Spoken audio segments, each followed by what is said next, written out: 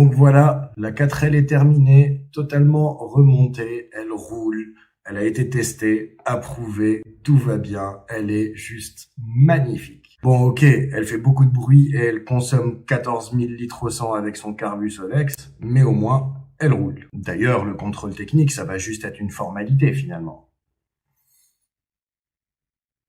Pas du tout. J'ai oublié un écrou au remontage.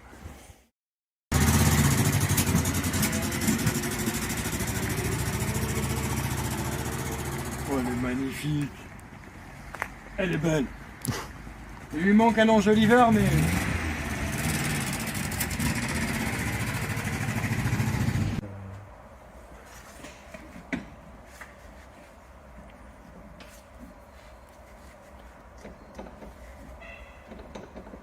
Il est mort, votre cardan, là. Il est cassé, là.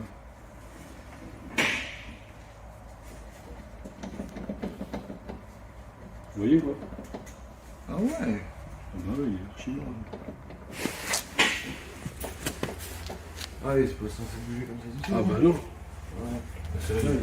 Là, ça bouge pas, ça. En fait, il est cassé, votre cardan. Ouais, donc c'est pour ça qu'il avait plus de... C'est pour ça que le scotch sert à rien. Comment ça, un scotch, ça retient pas un cardan?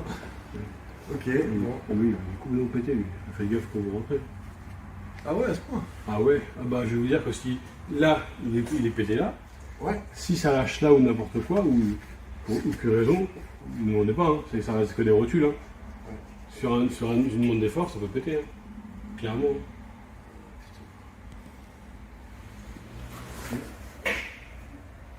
Ouais, c'est pour ça que c'est bien le contrôle technique, parce que bricoler 2 ans dans sa grange, c'est bien, mais quand tu sais pas de quoi il s'agit... C'est ça. Ça, faut enlever. Faut dire quelque chose. Ouais. Là, ça va trop en fait. Là, le problème, c'est que si vous laissez ça comme ça va choquer l'humidité. Et c'est là que ça pourrit en fait. D'accord. C'est là que les machins ils pourrissent en fait. Ok, je l'attaque au tournevis. Ça, c'est pas grave, c'est que la terre, mais la terre, ça durcit depuis 40 ans. Donc...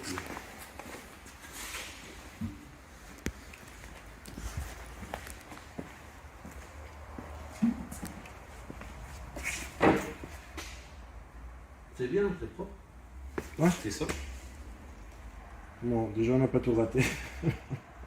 Bah déjà la base était bonne, c'est ça. Ouais, mais... C'est pour ça qu'elle fait la barre du jeu. Ah bon? Bah ouais. Lui, il est pas serré, donc il bouge toujours, c'est du tennis. C'est pour ça qu'il est dehors. Putain, je l'écoute.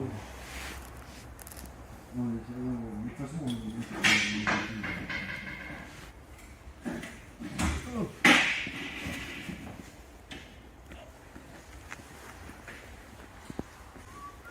j'ai oublié un écrou au remontage.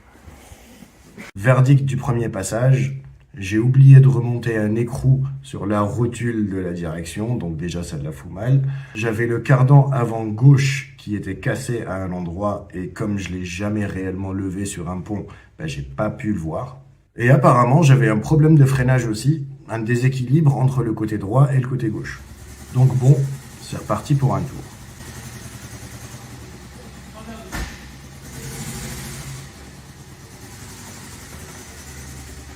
Alors un classique, je cherche le cardan, je vous l'avais déjà dit dans une vidéo précédente, je cherche le cardan sur internet pendant des jours, je galère à le trouver, finalement je le retrouve pas très loin de chez moi, je vais aller le chercher, je le monte, c'était une galère à monter parce qu'il y avait un pas de vis qui était un peu foiré, donc il fallait retarauder, etc.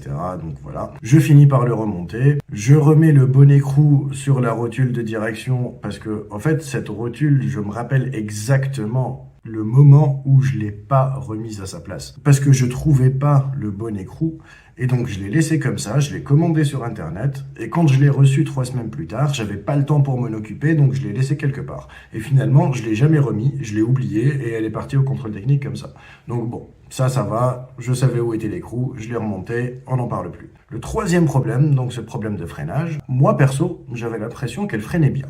Après, il faut remettre dans le contexte, c'est des freins tambour avant et arrière, et j'ai jamais dépassé les 70 km/h avec, parce que je voulais pas trop prendre de risques, et en même temps, on n'était pas très loin de sa vitesse maximale. Mais bon, le monsieur, il a dit qu'il y avait un déséquilibre, Comme c'est le monsieur qui décide, bah j'étais obligé de me remettre au travail. Comme j'avais changé le mètre cylindre quelques mois auparavant, je me suis dit que j'avais mal fait la purge, donc il a réussi à me mettre le doute quand même sur la purge, donc je me suis retapé toute la purge, et après j'ai resserré un peu les câbles des freins à main, parce que sur ce modèle-là, le frein à main est sur les roues avant et non pas arrière, et je lui ramène la voiture une deuxième fois.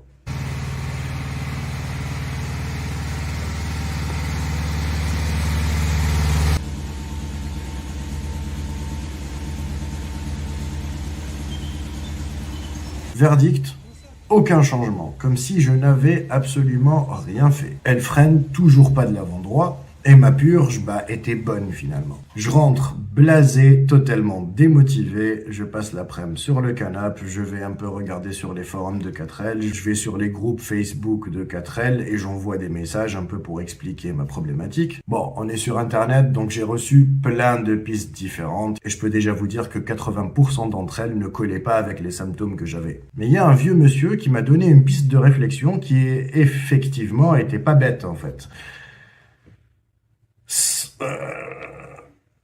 Je vais vous le montrer, une image vaut mieux que 1 million de mots. Ceci, ça, c'est ce qu'on appelle un cylindre de roue. Sur les freins tambour, on a des mâchoires de chaque côté qui vont venir, quand on freine, se pousser vers l'extérieur. Il y a encore de l'huile dedans. Se pousser vers l'extérieur et elles vont pousser des mâchoires. Les mâchoires vont taper contre le tambour et c'est ça qui va freiner votre voiture. Donc vous avez par là le circuit de vidange. Ici, vous avez l'entrée du liquide de frein, donc le DOT 4. Et de chaque côté, ici et ici, on a des espèces de... Comment on va appeler ça ? De vérins, de je sais pas quoi, qui sont sous pression. Et donc, quand on envoie de l'huile, ils vont se dilater. Et après, ils vont revenir. C'est le cylindre de roue qui va pousser les trucs. Alors, il coûte pas très cher. À démonter, c'est pas une galère. Mais à remonter, à remonter, c'est une galère sans nom. Alors, à moins d'avoir l'outil qui permet d'étendre le ressort qu'il y a entre les deux mâchoires pour pouvoir le mettre au bon endroit, c'est une galère sans nom. C'est-à-dire qu'on va mettre le ressort d'un côté, on va tirer avec la pince, et après, à la fin, ça va ripper, ça va revenir, ça va te couper le doigt, ça va te faire mal. Il faisait 4 degrés, c'était horrible. En gros, ça m'a pris 4 heures. Parce qu'il fallait aussi refaire la purge après, une fois qu'on l'a changé, parce que comme il y a un tuyau qui arrive directement dans le circuit, n'est plus sous pression, donc je l'ai changé, j'ai fait la purge, j'ai tout remonté, j'ai appelé le contrôle technique, j'ai repris rendez-vous, et le lendemain matin... Monsieur Rock'n'Roll, Yeah! tu peux nous expliquer ce qui va se passer? Aujourd'hui, c'est le jour de gloire. Le jour de gloire, la 4L va peut-être passer le contrôle technique. Allez, montez à bord. Déjà, le capot se ferme pas. Mais non. Bien sûr qu'il se ferme. Faut juste y mettre la force.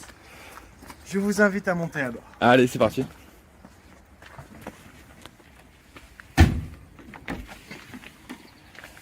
Et elle est assurée pour les mauvaises langues. Allez, premier démarrage à froid, elle n'a pas démarré depuis hier.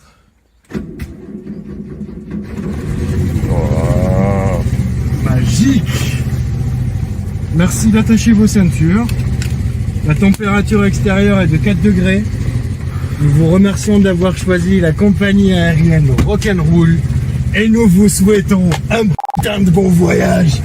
Oh yeah! Qu'est-ce que ça sent?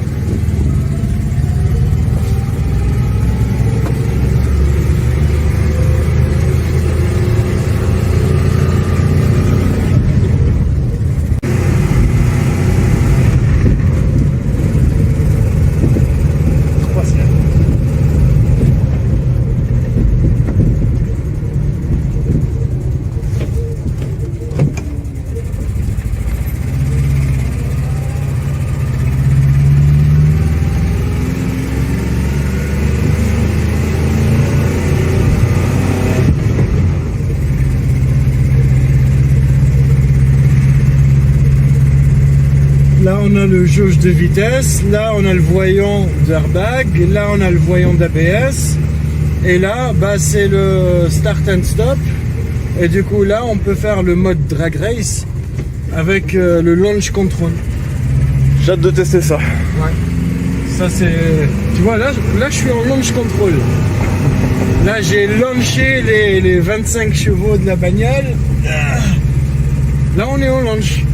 Elle est à 2 doigts de caler, mais... Mais elle roule. Et surtout, elle freine. Plus important, c'est qu'elle freine. Allez, madame. Et là, ça va repartir, ça devient plat. Donc, ça dépend beaucoup de l'état de la route.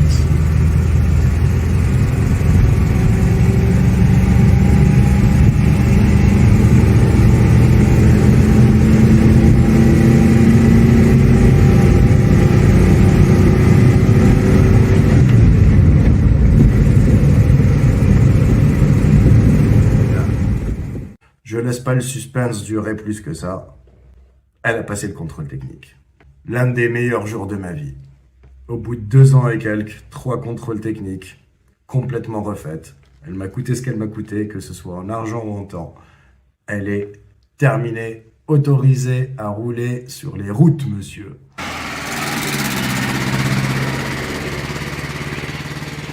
Je vous mets bien évidemment quelques photos à la fin de cette vidéo-là pour que vous puissiez la voir en détail. Mais juste avant, on va discuter 2 minutes de l'avenir de cette chaîne. La 4L est définitivement terminée et vendue, donc vous ne la verrez plus sur cette chaîne. Mais par contre, on a quelques pépites qui viennent de rentrer. Et là, je vais vous faire plaisir. Voilà ce qu'on va avoir dans les épisodes à venir. Pour les fans de française, on va avoir cette magnifique Citroën Saxo et cette magnifique Citroën AX.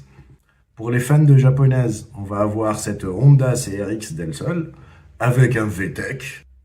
Et pour les fans d'américaine, on va vous parler d'une magnifique Buick Park Avenue, mais aussi d'une quasi magnifique Chrysler PT Cruiser Route 66.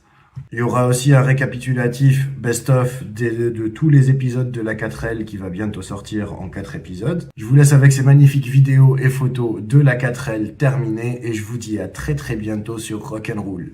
Ciao ciao.